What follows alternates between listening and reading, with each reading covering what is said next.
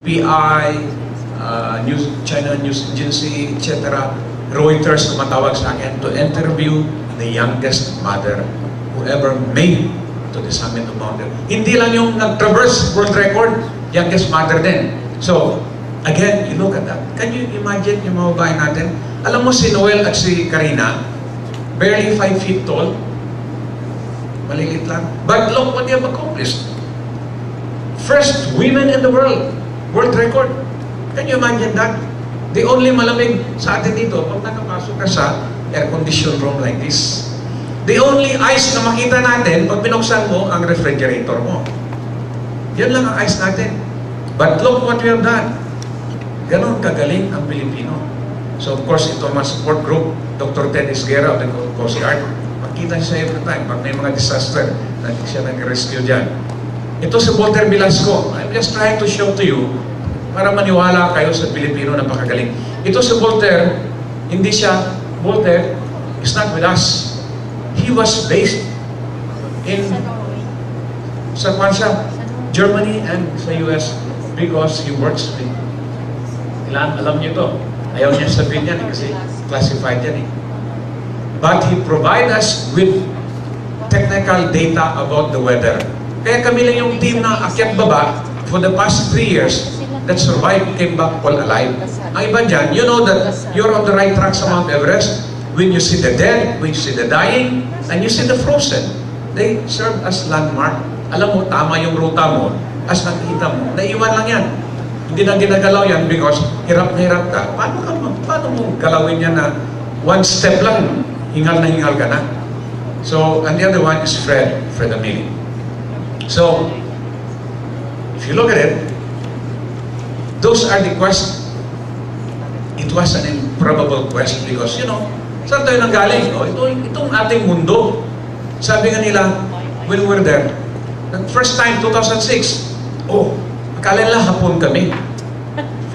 Japanese. No, we're Filipinos. What are you doing here?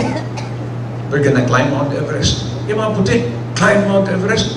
You come from a tropical country. How high is your mountain? Nagdududa sa amin eh. Sabi ko, lower than your airport. Yung airport ng 12,000, yung sa atin dito, 10,000.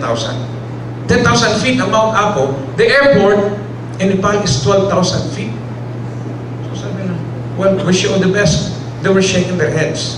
Ayaw maniwala. Because we came from this country, tropical. But pinakita ko na sa inyo kung ano nagawa namin. It was world record. So, it was an improbable quest. Itong normal life, dito kami nakatira 3 months of the year. 6, 7, and 8. Yan. Diyan kami nakatira. Ganon yung yelo na paggabi, na naginip ka na lang na sana darating naman yung araw. Pag araw naman, kasi mataas, pag direct sunlight, mainit sa loob ng tent. Pag nakubera ng clouds, manginginig ka agad. So, but this is a typical environment that we live for the past 3 years. So no one believed na magawa namin. Akala ng beginning, mag-suicide kami doon. I was still at the time member of the cabinet. Sabi nga ng mga members ng cabinet, Mark, anong gawin nyo? Mamatay kayo doon. Wala tayong mataas na bundok. Wala tayong snow and ice. Sabi ko, well, kaya ng Pinoy. Yan ang sinasabi ko doon. It was an improbable quest and no one believes it can be done. Alam mo, when you start a project like this, walang maniwala. How can you raise money? Sinong kataya sa inyo? Wala. In the beginning, talagang kung saan na lang ako naghanap. Of course, hindi alam nyo sa bahay kung anong ginagawa ko. Pati yung aming mga personal funds. My wife doesn't know about it. Only until lately, layan. Pumirma na ako ng SPA, Special Power of Attorney sa kanya, kasi that time ako lang pumirma eh. So, but unless you pay and willing to pay the price of what you believe in, walang mangyari. Kung antayin mo yun, gobyerno, antayin mo iba, magbibigay, wala. Kung meron ka, tumaya ka na, because that's the only way na mangyari yung panaginip mo. So, nobody believes it can be done, but we turn a dream into reality. So, next. Ito Ito nga sabi nga nitong mamang ito na may medalya sa sombrero niya. Sabi niya, they brought pride to our people and won for the Philippine international fame in the fraternity of world-class climbers. Maniwala kang Pilipino maging world-class climber. But of course, on record, nandun yun sa Mount Everest.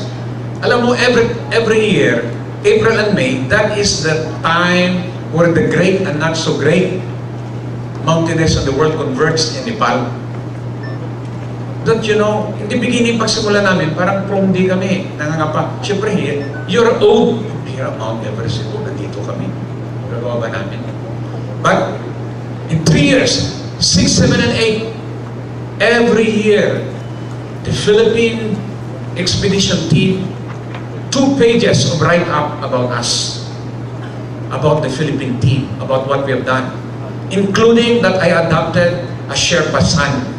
You know what is a Sherpa? Yung parang tribesman sa Mount Everest. Dinala ko pa uwi yun. You know why? I told our head Sherpa, yung Serdar, sabi ko, do everything in your power that we all come back alive. Kasi sila yung magagaling talaga sa bundok eh. Kami, minsan, train din kami pero hindi ganun kagaling. Ang tingin ko compared sa mga taga-bundok, taga-Sherpa. Sabi ko, if we all come back alive, I'll send one of your sons to study in the Philippines. I'll get him as my son. So I have a Sherpa son studying in Bacolod for the past 2 years.